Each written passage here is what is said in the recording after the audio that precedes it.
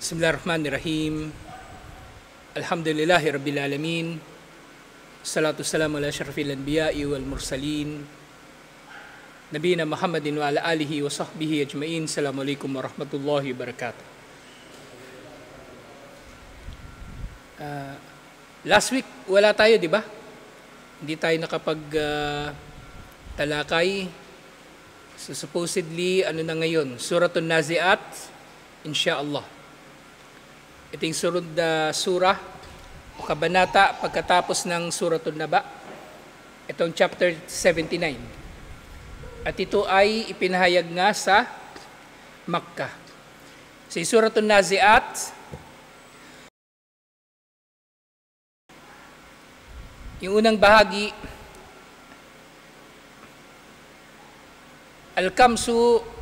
Al-Kasmu bi khamsati awsafin ala wuqu'i yawmil qiyamah.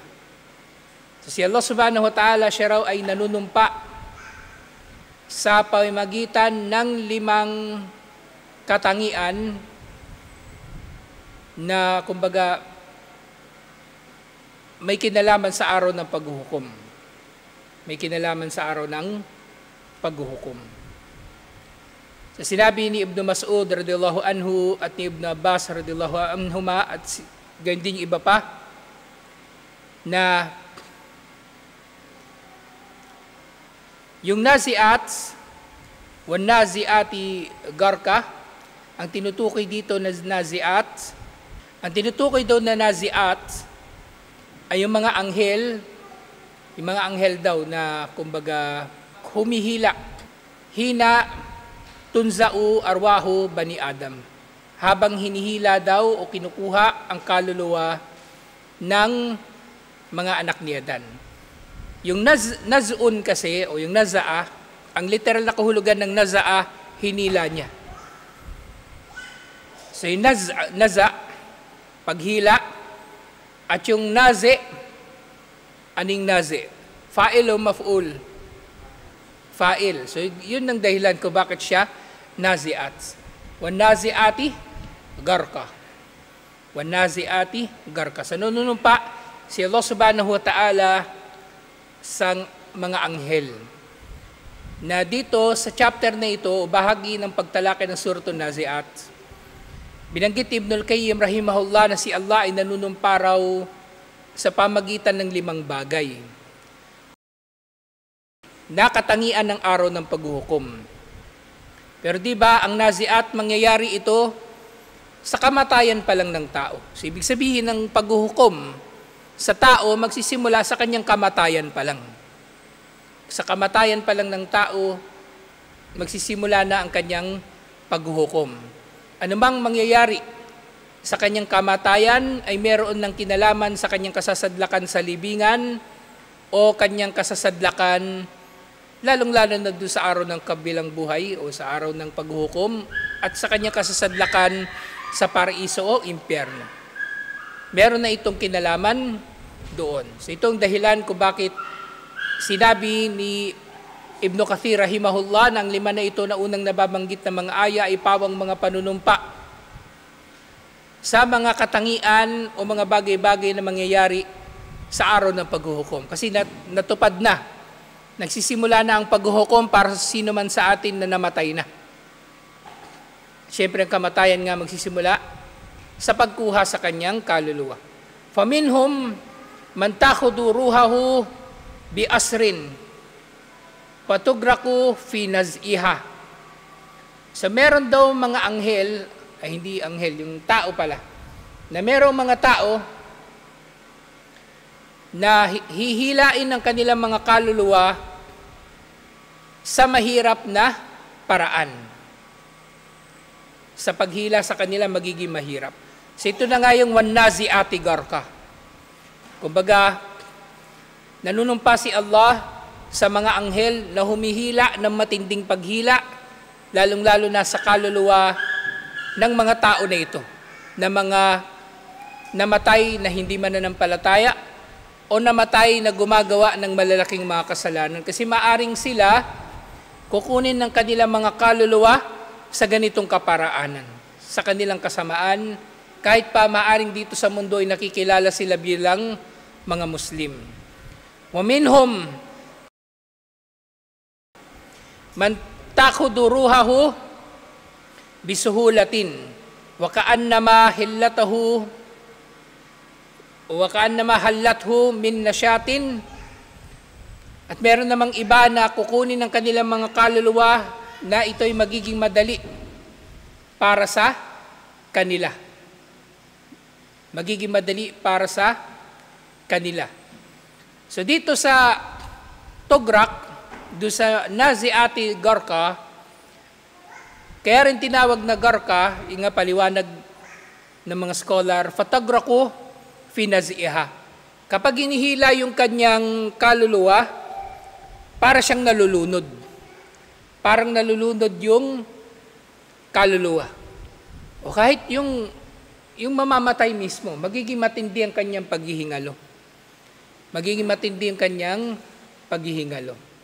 At ganyan din naman yung tao naman na mamamatay na madaling mamamatay, kumbaga madaling makukuha yung kanilang kaluluwa. So ito ay magiging madali para sa kanila. Pero syempre, yun nga, ito ay al-ghaib. Ito ay al-ghaib na mangyayari. So maaring meron tayong makikita na matuwid, na maaring makakakita tayo ng palatandaan ng paghihirap sa kanyang paghihingalo. Pero hindi yun mangangahulugan na mahirap yung kanyang kamatayan o mahirap yung paghila sa kanyang kaluluwa. At the same time, makita man tayo ng kuffar, halimbawa pag mamatay, nakangiti pa. Kuffar, di ba, mamatay, nakangiti. Hindi rin naman yun ibig sabihin na naging madali yung pagkuha sa kanyang kaluluwa. So ito, nilinaw lang natin ang bagay na ito ay al-ghaib. Kasi maaring merong mga palatandaan na bibigyan ng tao ng interpretasyon. Katulad nga doon sa simula pa lamang ng ating mga pagtalakay, merong mga tao, meron silang peklat sa noo. Diba? May mga tao nagkakaroon ng peklat sa noo. Pero hindi yun ang tinutukoy ni Allah na simahum min atharis sujud. Ng kanilang palatandaan ay dulot ng epekto ng pagpapatira pa. Hindi yun. Ang tinutukoy na simahum min atharis sujud, ang kanilang mga tanda ay tanda na dulot ng kanilang pagpapatira pa. Doon yun sa kabilang buhay, na magkakaroon ng liwanag ang kanilang mga mukha. Hindi yung peklat sa noo, yung mangingitim yung noo. Kasi maaring merong tao, madalas siya magsala pero hindi siya nagkakapeklat sa noo. O merong tao hindi naman nagsasala o bihira lang magsala pero nagkakaroon ng peklat sa noo. So lahat ng ito ay al-ghaib na mangyayari. Hindi tayo pwedeng maghahatol basta-basta sa kalagayan ng kamatayan ng tao dahil lamang sa kung ano ang nasaksihan natin. Halimbawa, diba, minsan merong mapopost sa Facebook, yung libingan, merong lalabas na ahas. Diba? Sabihin nila masamang pangitain o masamang ebidensya ng kalagayan ng tao dun sa libingan. Hindi rin eh. Kasi yung ahas, maaring lilitaw yun kahit saan. Maaring mapupunta yun, maliligaw sa libingan ng matuwid at iba pa. So maaring hindi ganoon. Kasi ang mga bagay-bagay nito ay al-ghaib na mangyayari. At ganyan din dito, sino nga yung wan-nazi'ati gharqa, nanunumpa si Allah sa mga anghel na humihila sa mga kaluluwa ng garka, matindi na parabang nalulunod ang kaluluwa. Sumunod, wan-nashitati nashta. Sinabi ni Ibn Abbas radhiyallahu anhuma na itong nashitati nashta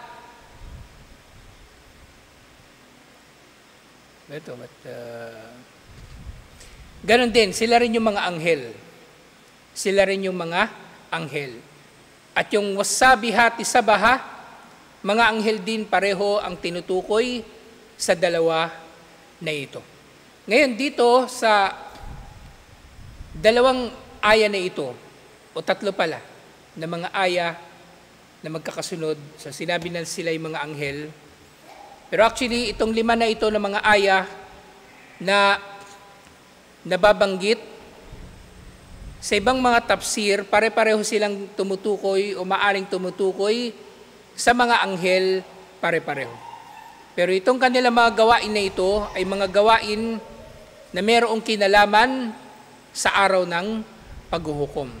Halimbawa nga doon sa Wan-Nazi'ati Gharqa, yung mga anghel na humihila sa kaluluwa ng mga tao na para bang nalulunod yung kaluluwa sa tindi ng kanilang paghila.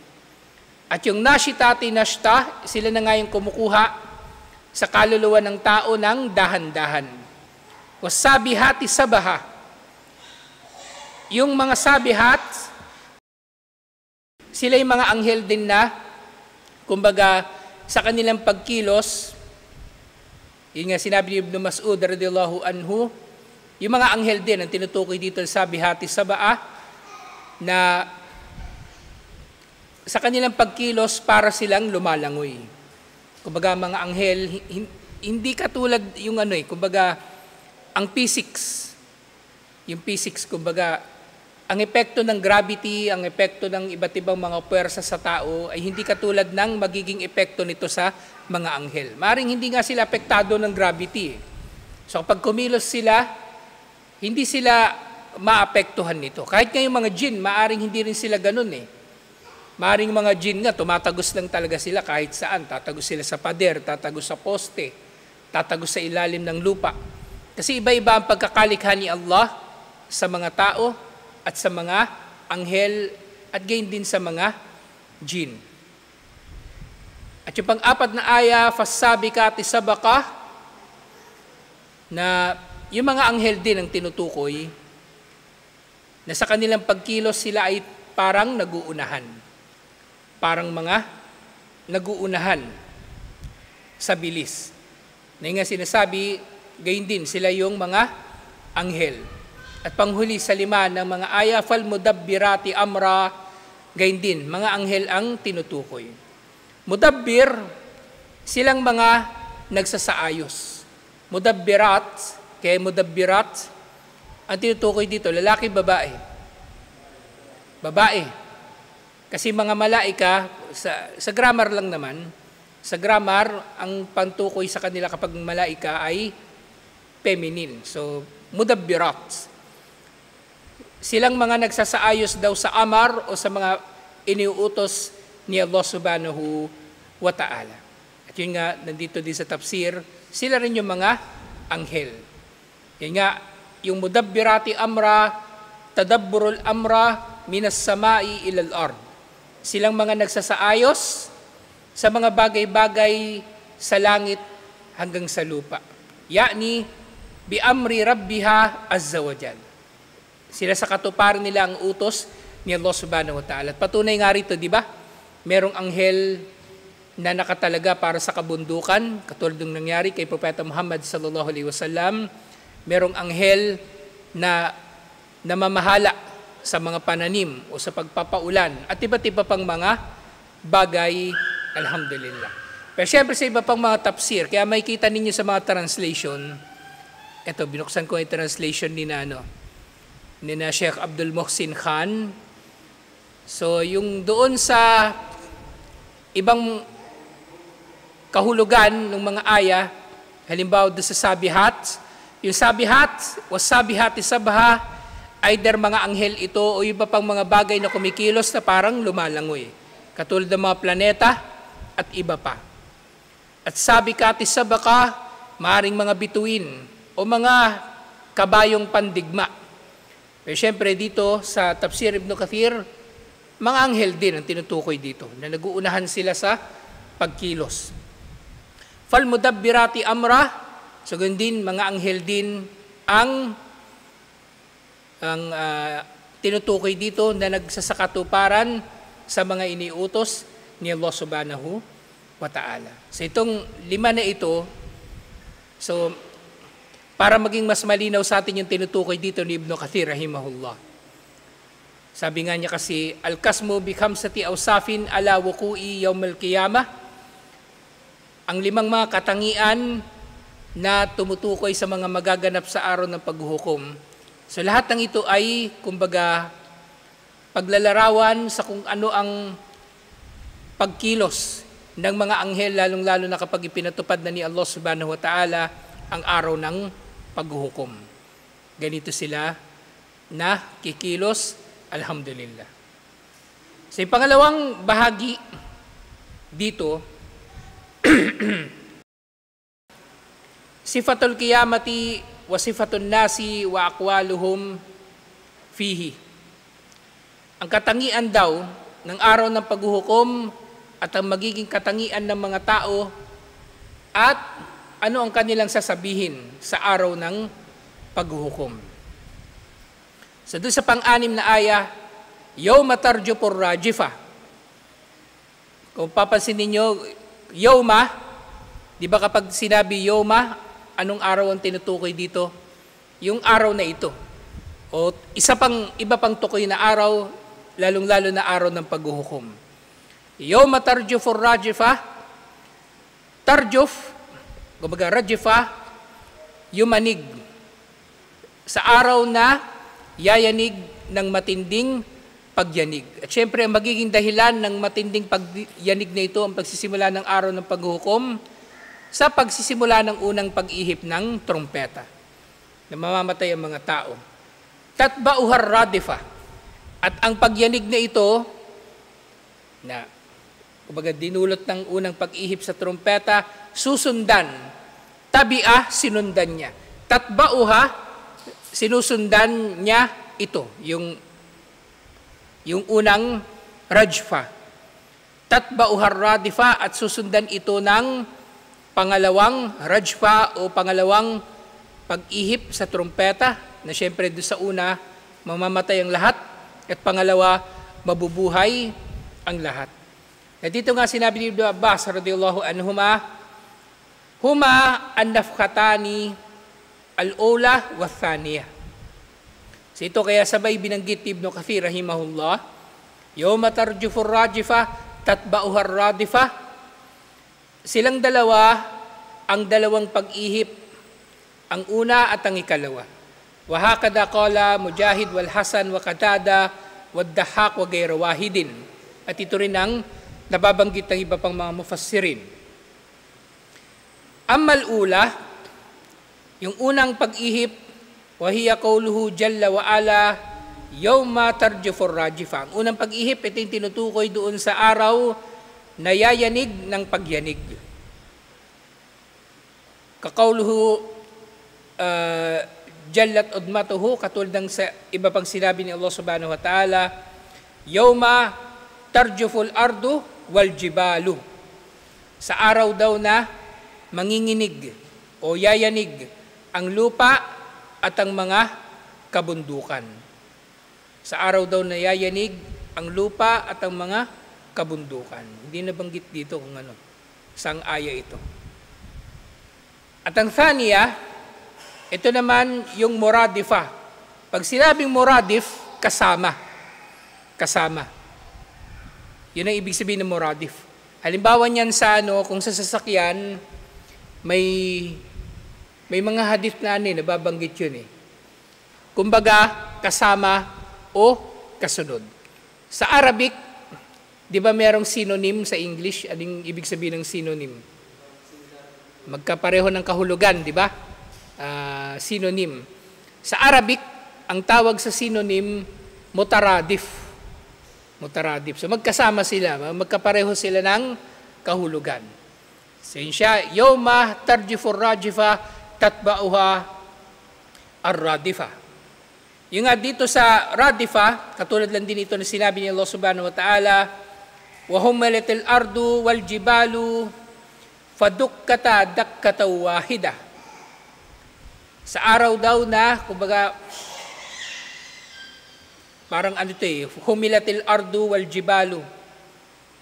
Kumbaga, i-compress yung langit, yung lupa pala, yung lupa at ang mga kabundukan at sila ay dudurugin o pipisain ng isang pagpisa na lamang.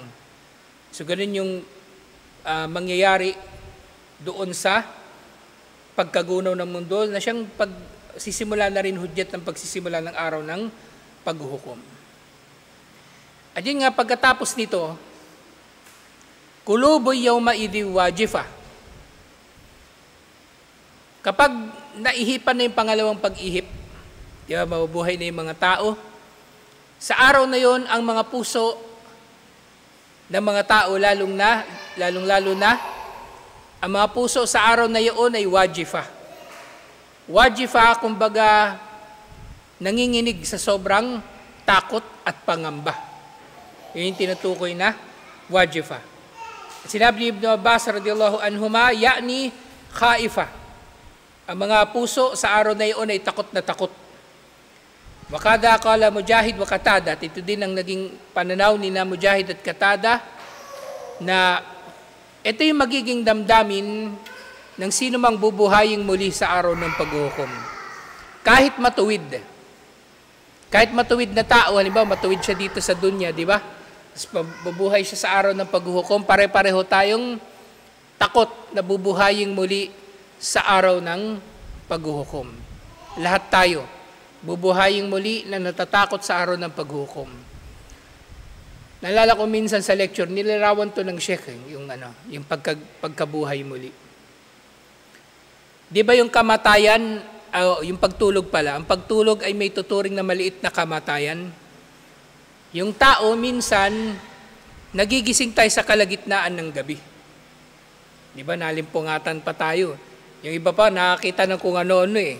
Mapasilip sa bintana, may kita dyan, may aswang o ano pa man. May nakatayo sa gilid niya o ano pa man.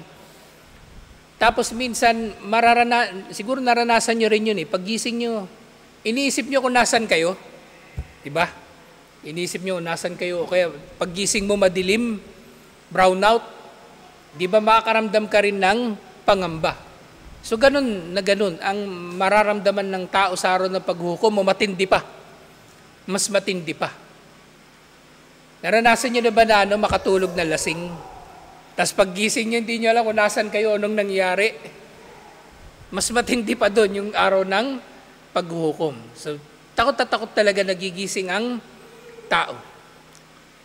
Na nga doon sa araw na yun, kuluboy yawma idhi wajifa, ang mga puso sa araw na yun ay takot na takot. Absaruha khashi'a. Magkarugtong kasi itong aya na ito itong paglalahad na ito ng mga mararamdaman ng tao sa araw ng paghuhukom. Ito nga yung katangian ng araw ng paghuhukom at magiging katangian ng mga tao at anong magiging sasabihin nila kapag nagising na sila para sa araw na yon. So kapag gumising daw yung mga tao, absaruhum khashi'a, ang kanilang mga mata, ang kanilang mga paningin ay nakayuko. Nakayuko. Sa sobrang takot. Sa sobrang takot. Kasi ang tao, kapag natatakot, kumbaga, takot sa anumang bagay, mawawalan siya ng halos lakas o mawawalan siya ng tapang. Alam niyo yung manok, naalala ko lang sample lang. Hindi to tafsir pero parang ganun siguro yung mangyayari. Di ba yung manok kapag, di ba nag-aaway yun? Tapos kapag yung manok talo na, nakayuko na lang yun, di ba? Nakayuko. Tapos yung ulo niya, isusubsob niya sa kahit saang sulok. Hindi na siya lalaban. Hindi na siya lalaban. So maaaring ganito na rin mangyayari sa tao. Magpapakumbaba na lang siya kasi wala siyang pagpipilian eh. Kahit ano pangyabang niya dito sa mundo, paggising niya sa araw ng paghukom, hindi niya alam kung ano nangyayari, hindi niya alam kung nasaan siya, o ano ba yung nasa paligid niya, magpapakumbaba na lang siya. Mananahimik. Ay absaru ashabiha, wa innama udifat ilayhal malaika, hindi pala. Wa innama udifat ilayha lil mulabasa ay dalila hakira mimma ayanat minal ahwal. So, mangyayari daw dito sa mga tao sa paggising nila o pagkabuhay nila muli doon sa araw ng paghukom na hindi nila alam kung nasaan sila, Yung kanilang mga mata daw, yung mata raw ng mga tao, ay yuyuko na lang sa takot. Dahil sa paggising ng tao, maaaring doon pa lang sa paggising niya, di ba, ino-orient pa niya yung sarili niya. Nasaan ba siya? Anong panahon ba itong pagkagising niya? Natulog lang ba siya tapos nagising na siya? O ano pa ba? Pero agad-agad, masasaksihan na niya yung mga nakakatakot na mga bagay sa araw ng paghuhukom. Kasi maaaring sa araw ng paghuhukom nga, di ba natalakay na natin ito doon sa Al-Qiyamah Sugra, kung ang mga bagay-bagay, marami sa mga bagay-bagay nalilingid sa atin dito sa mundo, hindi natin nakikita yung mga anghel, di ba? Hindi natin nakikita yung mga jinn. Pero sa araw ng paghuhukom, titipunin yung mga tao sama-sama at maaaring naroon doon na rin ang mga jinn at ang mga anghel. At first time mong makikita yung mga bagay na yun, matatakot ka nga talaga. At anong ginagawa ng taong natatakot? Yung iba sa atin, maaaring lahat tayo, sa sobrang takot, nanonood ka ng horror, nakapanood na kayo ng horror, di ba? Yung natatakot, anong ginagawa? Pumipikit na lang sa sobrang takot. Ito, mas nakakatakot pa to kaysa sa anumang horror. Pero minsan natatawa ako sa mga horror na yung pinapalabas. Di ba yung may alimbaw, yung, yung pangalan ng manika? Si Chucky. Di ba? Ba't hindi sila manlaban doon kay Chucky? Ba't kailangan pa tumakbo-takbo, papahabol, madadapa pa sila, tapos pasasaksak na sila ni Chucky? Di kumuha silang batuta, hampasin nila yung tarantadong yun. Di ba? Pero, scripted. Pero ito, wala ka kasing tatakasan eh. Wala naman tatakasan. Wala ka naman pwedeng magagawa. Kaya yung tao sobrang takot, ayan, absaruha khashi'ah. Ang kanilang mga paningin ay nakayuko na lang sa araw ng paghuhukom. Kasi makikita na niyang lahat, magiging hayag na ang lahat.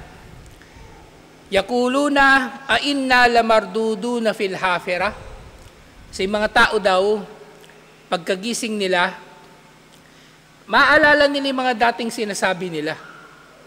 A inna lamarduduna fil hafira. Ibabalik ba kami o mabubuhay ba kami muli mula sa libingan? Ibig sabihin, pagkatapos naming mamatay, bubuhayin kaming muli at magkakaroon ba tayo muli ng buhay?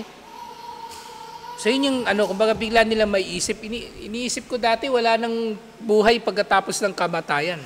Bakit nandito ako ngayon, gising, buhay? Tapos nangyayari itong mga bagay na to sa paligid ko. So lahat ng yun ay maaalala ng tao. Nga sa tafsir, yani mushriki Quraysh wa man kala biqaulihim fi inkaril ma'ad. Yastabiduna wuqu'ul ba'ath ba'dal masiri ilal hafirah wa hiya al-qubur. So ito raw ang sasabihin ng mga mushrik ng Quraysh, lalong-lalo na. Di ba yung mga sila Abu Jahal, kapag dinadakwahan sila ni Propeta Muhammad sallallahu alaihi wasallam, tinatanggi nila ang araw ng paghuhukom sa pamamagitan ng ganitong mga pananalita na imposible na bubuhayin kaming muli. Kung maalala ninyo si Al-As bin Wa'il, yung tatay ni Amr bin Al-As, meron siyang utang kay Abdullah bin Mas'ud. Sabi na lang niya kay Abdullah bin Mas'ud, babayaran kita pag binuhay tayong muli. Kasi sigurado siya na walang araw ng paghuhukom. Kasi ayaw niyang magbayad. Kasi sabi niya, babayaran kita kapag nabuhay akong muli. So ito yung makikita nila. At itong kanilang ang sasabihin na kaya maalala nila na kanilang sinabi bilang pagtanggi sa miad, sa pagbabalik at sa anumang kumbaga pagtatakwil nila sa ba'ath, sa pagkabuhay muli matapos na sila ay dalhin sa kanilang mga libingan.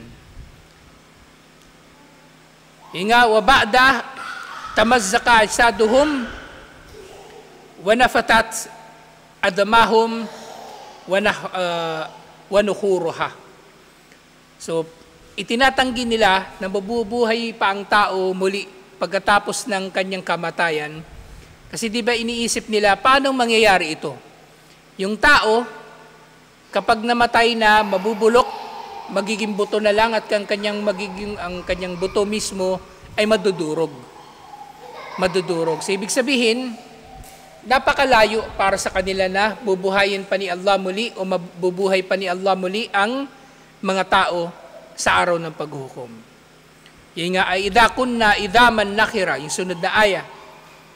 So bubuhayin pa ba tayo muli matapos na tayo ay inilibing na sa libingan at kapag ang ating mga buto ay nadurog na? At kapag ang ating mga buto ay nadurog na dito nga sa aya na ito ay idha kunna idhaman nakhira,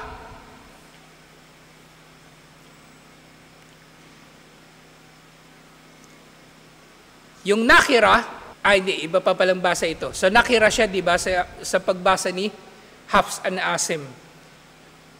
Wa quri'a, at binabasa rin itong aya na ito bilang nakhira. Bilang nakhira. Na ibig sabihin sa kahulugan na baliya. Baliya na ito ay kumbaga durog-durog na bulok na. Ibig sabihin imposible na mabubuo pa. Wala nang papakinabangan na kahit na ano. At yung dinugtong ni Ibn Abbas radiyallahu anhuma, wahiyal admo idha buliya. Yung nakhira, kung paano inilarawan yung mga buto, ito raw yung magiging katangian ng mga buto kapag ito raw ay buliya, ay nabulok, wadakhalat rih fihi, at kapag kumbaga pumasok na yung hangin dito, na ibig sabihin wala na rin itong laman. So labas-pasok na lang yung hangin doon sa buto.